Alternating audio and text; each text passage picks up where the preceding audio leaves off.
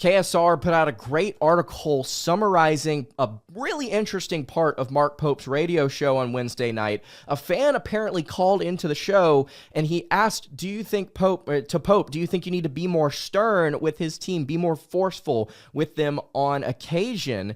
Pope agreed, but he talked about the interesting balance between just kind of being emotionally flippant and then actually getting something through to your team by utilizing emotion and energy. And here's the specific quotes KSR, Jack Pilgrim put together. You can go find this on KSR over on On3 as well. Pope said, I could talk to you about hours for this. We like to burn white hot. We know the way we coach, the way I coach. You get the moments where you can burn white hot. If you pick and choose them carefully, the messaging can be really powerful. Sometimes it can come in a different way than you expected. We're taking some opportunities to burn a little white hot, but we're trying to be really, really intentional about them and not be emotionally belligerent. Those were the specific words that he said here.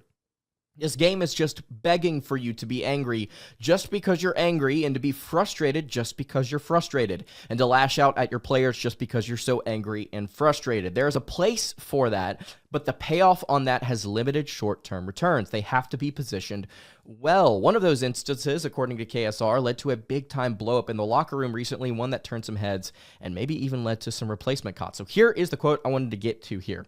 There may or may not have been some completely destroyed furniture in the locker room recently. A little Coach P, maybe that's just part of it, Pope said. It's got to be for a purpose. It can't just be for an emotional release. That's not the most productive thing. We try and make sure it's always something that's really, really personal and not just indulgent like an indulgent emotional outburst. It's not functional. Well, according to him, Kentucky's game at Ole Miss did not live up to the program standard. If you watched his post-game press conferences, you would hear as much. He was asked why another fan called in and asked why Pope had blood running down his wrist coming out of halftime at Ole Miss. He wouldn't confirm if the two incidents are the same, but Pope said on the phone to him during the show earlier tonight, you might be paying way too close attention, my friend. I can assure you there was, how do I put this? We have a really high standard here. Right now, we're not living up to that standard. When things get emotional, we try and run into the facts because, again, we don't want to be emotionally belligerent. We understand the responsibility we have here, and it means a lot to us. We're going to fight and scratch and claw to maintain the standard and to live up to what Kentucky basketball is and what we want it to be. It just means a lot. That's probably as much as I'm appropriately allowed to say about that. You can kind of put two and two together here about what he's talking about with the broken furniture, with the bloody hand coming out of halftime, something that I didn't even notice. This is what I've wanted to see. I don't want to see anybody get hurt, first and foremost. To be able to, as a coach, show that frustration, show that emotion, have that edge, have that grit. That's good. This is a good thing that Mark Pope can go out there and have a little bit of fire to him. Can go out there and show that he is somebody that has a little bit of edge. I love that. I love the fact that he's able to go out there and display that to these kids, and he is intentional in the way that he does it. Again, emotionally belligerent is something that he doesn't want to become. Just flippant with the way that you overreact, the screaming, the hollering, the yelling at kids to go. For those of you who know what I'm talking about. Which, not all of it's bad. It can be very valuable if used the right way. You can't make your players numb to it. And I think that that's a really healthy thing, that not only is he aware of it, but he's picking and choosing his spots to kind of light a fire underneath Kentucky. If you look in that second half, Kentucky was way more intentional with the way that they played on both ends of the floor. Yes, we give a lot of crap to Kentucky's defense as of late, but there were some really bad offensive possessions in that first half. Yes, you're not going to be perfect every trip down the floor, but in that second half, way more intentional, more efficient. Amari with that triple-double. You played better defense overall down the stretch. It wasn't enough for you to win, but it was at least enough to make it a close game there towards the end. And honestly, you don't take the moral victories here, but you can appreciate what his reaction did to this team, and you would hope that it does something to them moving forward. Even without Lamont Butler, you have to be able to play with some edge, some fire, some passion, and you have to keep your effort up, which transitions me real quick into what I believe Kentucky can and they cannot improve to end the season. There's been a lot of conversation about Kentucky needs to do this, and this. The reality is, Kirk Ariza might be out for the season. Lamont Butler is actually looking like he might return pretty soon, actually. Andrew Carr has been battling those back injuries, and I don't know if he's 100% healthy right now.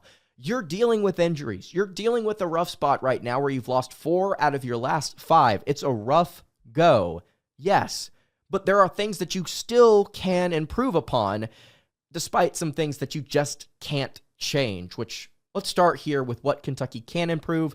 The biggest thing I think Kentucky can improve is their consistent effort. Not giving up towards the end of the first half, I think, is going to be big for UK, and finding ways to maintain a consistent, solid effort throughout the entirety of a game. You cannot afford to do what you did against Vanderbilt, what you did against Ole Miss, frankly, what you did against Tennessee, despite winning that game in Knoxville, which is kind of falling apart completely towards the end of the half. And also, you have to be able to start hot pretty consistently. That Tennessee game was a one-off. It allowed you to build a lead, and by the time it got to halftime and UT had taken the lead back, things have kind of gotten out of hand momentum-wise. Against Vandy, you got down big. You came back and lost. Against Ole Miss, you got down big. You couldn't come back because of how large the deficit was. Stop giving up. Maintain consistent effort. That is something Kentucky absolutely can improve, and I think having something like this to light a fire under these kids is a very good thing.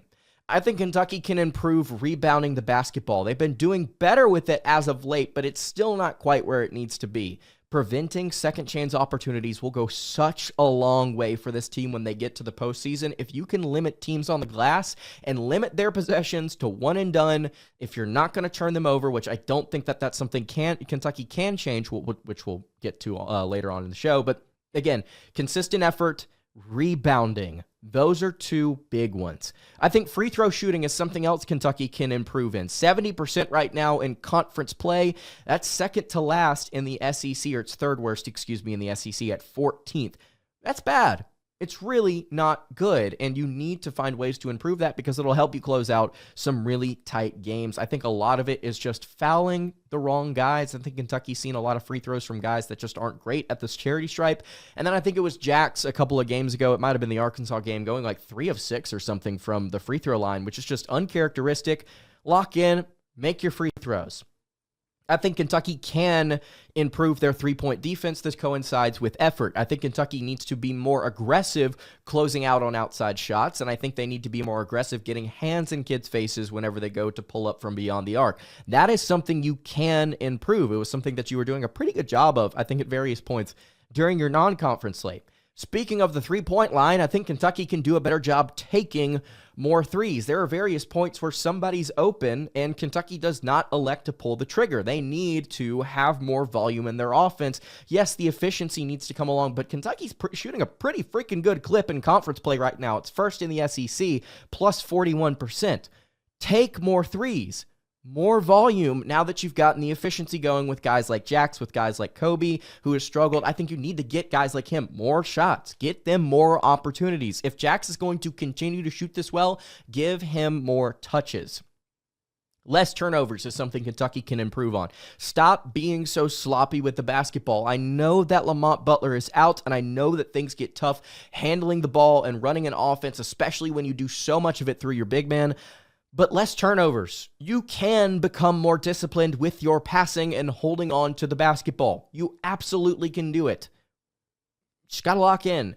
And then the final thing here, Kentucky can improve their resume. Right now, they're sitting on the 4-seed line. They cannot afford to fall to that 5-seed line. If they do, we're going to have some tough conversations about what Kentucky might look like in March. You got to be able to hold on to that 4-seed or higher. If you can, you have a better shot of getting out of that first round because you'll be playing a weaker opponent on paper. That's all you're looking for, is to find a way to get past that first team.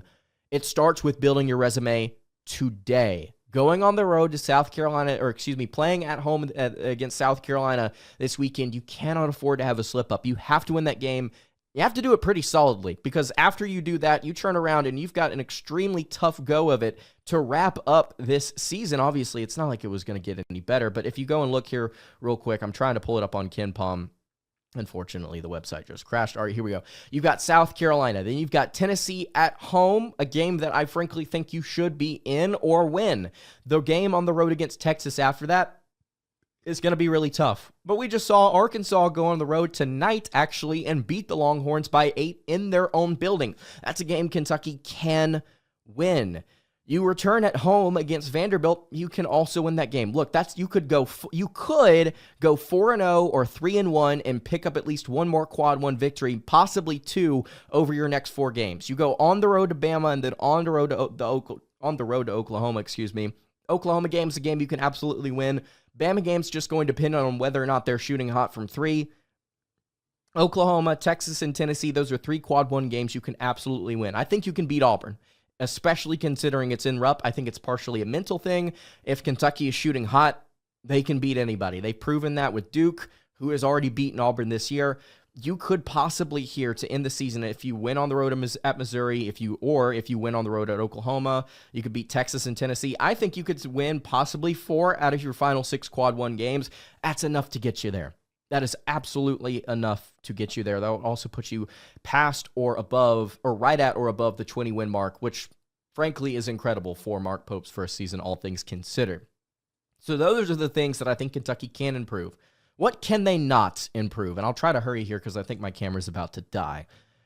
They can't improve their defensive scheme, especially without Lamont Butler. He was so important to what they did on that side of the ball as the best lockdown defender Kentucky has, and arguably one of the best on-ball defenders in the entire nation, if not the best. It's hard to improve your scheme when your personnel limits you so much. And physically, it does. That's the second thing. I don't think Kentucky can improve their physicality. At this point in the season, with about 15 games max to go, you're not going to see the Cats really do a ton to suddenly improve where they can just push people around. It's just not going to happen. It's going to limit you. Your scheme is not going to change that much. I think Kentucky's drop coverage is what they're going to try and continue to do. Whether it's the right or wrong thing, I think it's one of the best options you have right now, especially with your limited roster. I think your ability to drive to the rim without Butler cannot improve. With Owe taking and missing the shots that he is right now, I don't think it improves. Butler was way more consistent driving to the rim and finishing than Owe has been this year, and Owe's just going to have some sort of change in the way that he does it, man. You are leaving way too many things short at the rim, and then you're trying to go over guys and like bat at them like a cat whenever you're missing the shot and trying to get a rebound. I mean, it's just, I saw that 3 times against Ole Miss, minimum. Bad shot selection, leaving things short. Butler was better at it. Without him, your ability to drive to the rim takes a major dip. And then finally, I just think your guard play overall can't improve this season because of the potential permanent loss of Kirk Risa. I think once Butler gets back, I think there's a ceiling with what Travis Perry and Trent Noah are going to be able to do for you. Carissa was so much better at passing. He was way more experienced. I think, frankly, despite the percentages, he's a better shooter. Probably the best shooter in this backcourt, if I had to guess. He's just had a rough go at it before he got hurt. Your guard play can't improve without returnees. It's hit its ceiling. You're going to have to find ways to gut it out and just make shots.